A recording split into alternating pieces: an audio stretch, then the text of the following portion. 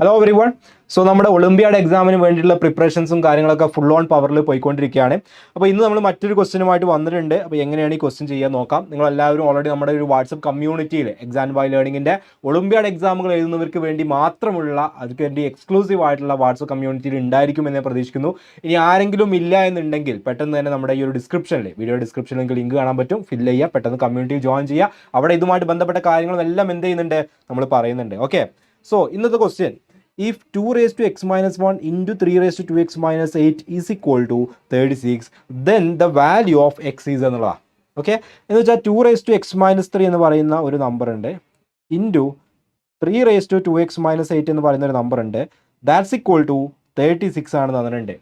അപ്പോൾ നിങ്ങൾ നോക്കി, ഇവിടെ 2ഉം 3ഉം ആണുള്ളത്. ഈ സൈഡിലും 2ഉം 3ഉം ഉള്ളൂ ആയിരുന്നെങ്കിൽ ഓക്കെ, നമുക്ക് 36ന് പകരം അവിടെയും 2, 3 ഉണ്ടെങ്കിൽ ഇവർ രണ്ടുപേരുടെ ഇവിടുത്തെ 2ൻ്റെ എക്സ്പോണൻറ്റും അപ്പുറത്തെ 2ൻ്റെ എക്സ്പോണൻറ്റും നമ്മൾ എന്ത് ചെയ്യാൻ പറ്റുമായിരുന്നു, കമ്പയർ ചെയ്യാൻ പറ്റുമായിരുന്നു. അപ്പോൾ അങ്ങനെ നമുക്ക് ഈ 36നെ 2ൻ്റെയും 3ൻ്റെയും മൾട്ടിപ്പിൾസ് ആയിട്ട് എഴുതാനുള്ള വല്ല സ്കോപ്പ് ഉണ്ടോ? ഉണ്ട്.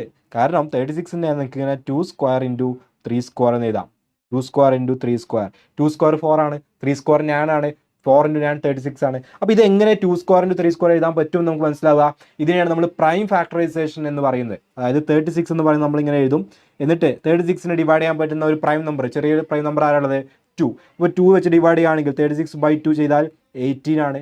18നെ നമുക്ക് വീണ്ടും എന്ത് ചെയ്യാം, 2 എന്ന് പറയുന്ന പ്രൈം നമ്പർ വെച്ച് ഡിവൈഡ് ചെയ്യാം. 18/2 എന്താ വരിക, 9 വരും. 9നെ ഇനി 2 വെച്ച് ഡിവൈഡ് ചെയ്യാൻ പറ്റുമോ? ഇല്ല. പക്ഷേ 9 ഒരു പ്രൈം നമ്പർ ആണോ? അല്ല. അപ്പോൾ 9നെ ഡിവൈഡ് ചെയ്യാൻ പറ്റുന്ന അടുത്ത ആളാരാണ്, 3 ആണ്. 3 ഡിവൈഡ് ചെയ്യാം, 9/3 എന്ത് വരും, 3 എന്ന് പറയുന്ന ഒരു പ്രൈം നമ്പറാണ്, ഇനിയും കണ്ടിന്യൂ ചെയ്യാൻ പറ്റില്ല. അപ്പോൾ ഈ 36 എന്ന് പറയുന്ന ആളെ നമുക്ക് എങ്ങനെ എഴുതാം, 2 ഇൻറ്റു 2 ഇൻറ്റു 3 ഇൻറ്റു 3 എന്ന് എഴുതാം അല്ലേ. കാരണം 2 ഇൻറ്റു 2 4 ആണ്, 4 ഇൻറ്റു 3 12 ആണ്, 12 ഇൻറ്റു 3 36 എന്ന് കിട്ടും. 2 ഇൻറ്റു 2 എന്ന് പറഞ്ഞാൽ 2 സ്ക്വയർ ആണ്, 3 ഇൻറ്റു 3 എന്ന് പറഞ്ഞാൽ 3 സ്ക്വയർ ആണ്. അങ്ങനെയാണ് 2 സ്ക്വയർ ഇൻറ്റു 3 സ്ക്വയർ എന്നുള്ള രീതിയിൽ അതിൻ്റെ ഓപ്ഷൻ വരുന്നത്. ഓക്കെ, ഇനി ഇവിടെ നോക്കിയാൽ നിങ്ങൾ ഇവിടെ 2 ഉണ്ട്, ഇവിടെ 2 ഉണ്ട്. സ്വാഭാവികമായിട്ടും രണ്ട് സ്ഥലത്തും 2 ഉണ്ടെങ്കിൽ അവരുടെ എക്സ്പോണൻസ് നമ്മൾ ഈക്വൽ ആവണം. ഇവിടെ 2ൻ്റെ എക്സ്പോണൻറ്റ് എന്താ, x-3. അപ്പുറത്ത് 2ൻ്റെ എക്സ്പോണൻറ്റാ 2.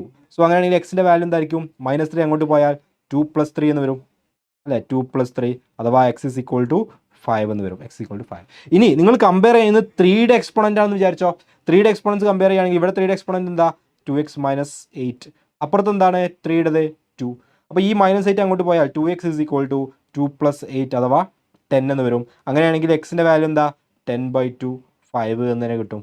ക്ലിയർ ആണോ? അപ്പോൾ ഒന്നുകിൽ നിങ്ങൾ എന്ത് ചെയ്യുക, 3യുടെ എക്സ്പോണൻസ് കമ്പയർ ചെയ്യുക, അല്ലെങ്കിൽ എന്ത് ചെയ്യുക, 2ൻ്റെ എക്സ്പോണൻസ് കമ്പയർ ചെയ്യുക. അപ്പോൾ ഇത് ഇത്രയേ ഉള്ളൂ സംഭവം. ഈ പ്രൈം ഫാക്ടറൈസേഷൻ എന്ന് പറയുന്ന സംഭവം നിങ്ങൾക്ക് മനസ്സിലാക്കുക എന്നുള്ളതാണ്. അതായത് ഒരു നമ്പറിനെ നമുക്ക് പ്രൈം നമ്പേഴ്സിൻ്റെ മൾട്ടിപ്പിൾസ് ആയിട്ട് എഴുതാൻ പറ്റും.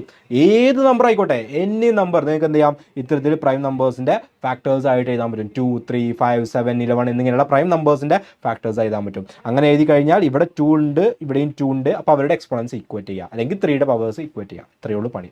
ഓക്കെ അല്ലേ? അപ്പോൾ ഇതുപോലത്തെ മൾട്ടിപ്പിൾ ചോയ്സ് ക്വസ്റ്റ്യൻസ് ഇനിയും ചോദിക്കാൻ ചാൻസ് ഉണ്ട്. കാരണം എക്സ്പോണൻസ് ആൻഡ് പവേഴ്സ് എന്ന് പറയുന്നത് വളരെ വളരെ വളരെ ഇമ്പോർട്ടൻ്റ് ആയിട്ടുള്ള ഒരു ചാപ്റ്റർ ആണ്. അപ്പോൾ ആ ചാപ്റ്റർ അറിയുന്നവർക്ക് മാത്രമേ ഈ ക്വസ്റ്റ്യൻസ് ആൻസർ ചെയ്യാനും പറ്റുള്ളൂ. അപ്പോൾ അതുകൊണ്ട് ഈ ഒരു എക്സ്പോണൻസ് ആൻഡ് പവേഴ്സ് എന്ന് പറയുന്ന ഏരിയ നന്നായി ക്ലിയർ ചെയ്യുക. നമ്മുടെ ബേസിക് മാത്തിലൊക്കെ എക്സ്പോണൻസ് ആൻഡ് പവേഴ്സിൻ്റെ കംപ്ലീറ്റ് റൂൾസും പറഞ്ഞിട്ടുണ്ട്.